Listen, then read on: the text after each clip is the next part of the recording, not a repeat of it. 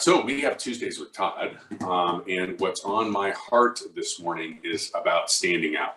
It's about being different, and visually, I see that. I think I shared this with you guys before, but there's a verse in Romans 12 that talks about being careful not to get so caught up in what's going on around you that you fit in, like that would be sort of the kiss of death. And it talks specifically about standing out. Visually, to me, that's, I don't know, being the Lamborghini in a sea of Subarus. Being the eagle, if you will, amongst all of the other, pigeons, what comes to my head. Being the sunflower in a sea of roses. Being the chocolate cupcake in the middle of all these vanilla ones. It's about standing out.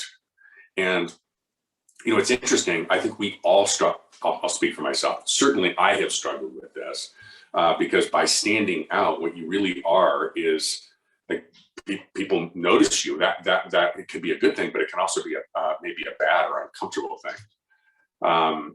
And here's what I know. There will always be, we're all sort of confronted, if you will, with similar things. The fear of missing out. Being different is being different.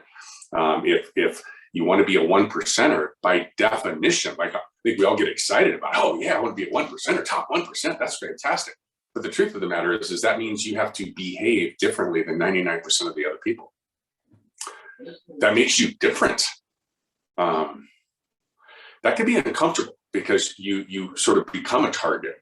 You are under a microscope. Like if you're the chocolate cupcake in the sea of vanilla ones, you stand out. Like people see you, the chocolate cupcake. So we are confronted with the distractions. We're confronted with the discomfort, if you will, of standing out. But if you want that which so many other people don't have, you're going to need to be different than what most people are.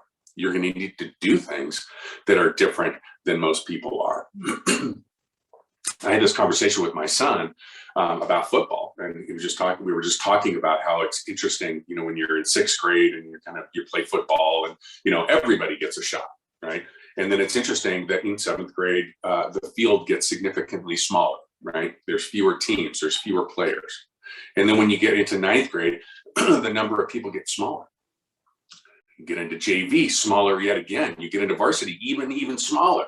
When you get into college, whoa, the numbers keep getting smaller and smaller and smaller. We've all heard the NCAA stat, like 1% of these athletes, these college athletes that are playing on Saturdays, like on television, 1% of them actually make it into the pros. So the numbers keep getting smaller and smaller and smaller.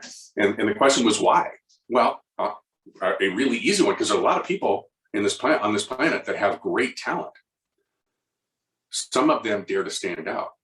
Some of them aren't going to parties on Friday night or Saturday night. Some of them are eating differently. Some of them are worrying about their skill and getting better and mindset and all of these things that we talk about, right? These life-changing things. They're making sacrifices. The other ones are saying, hey, listen, everybody's going to the party on Saturday night. Everybody eats McDonald's. Everybody does this, right? It's the distraction. So I've got 5 things that I wrote down for you because I want you to be different. I want you to have that life-changing moment, not only for yourself, because you are stewards of what God has given you, and He wants the greatest for you, and you are, people are watching you. Bottom line, you all are leaders. Whether it be through the brand that you're associated with, this company, we have the best of the best. We've talked about the numbers. You are not an average group of individuals. You are not an average group of professionals. You are 2.5, almost 3 times, and from a production standpoint, the average. You all stand out in the crowd.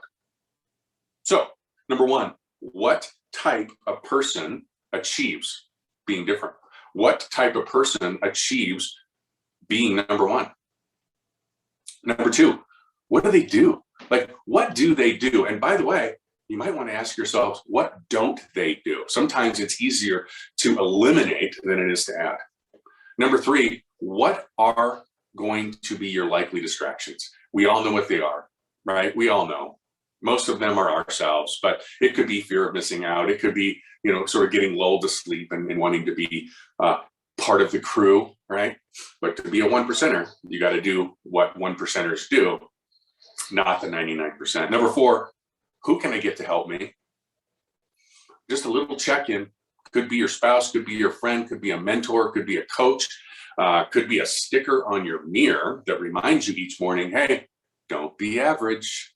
Remember to stand out. And number 5, how committed am I to actually do it? How committed? Because folks, if it were easy, it would be the top 99% being the 1%, right? It's not easy. It's hard. It takes sacrifice. It takes commitment. It takes doing the hard thing when it's hard. Anybody can do the hard thing when it's easy. So how committed are you to be different? Hope that helps. Have a great week. And as always, be distinctive.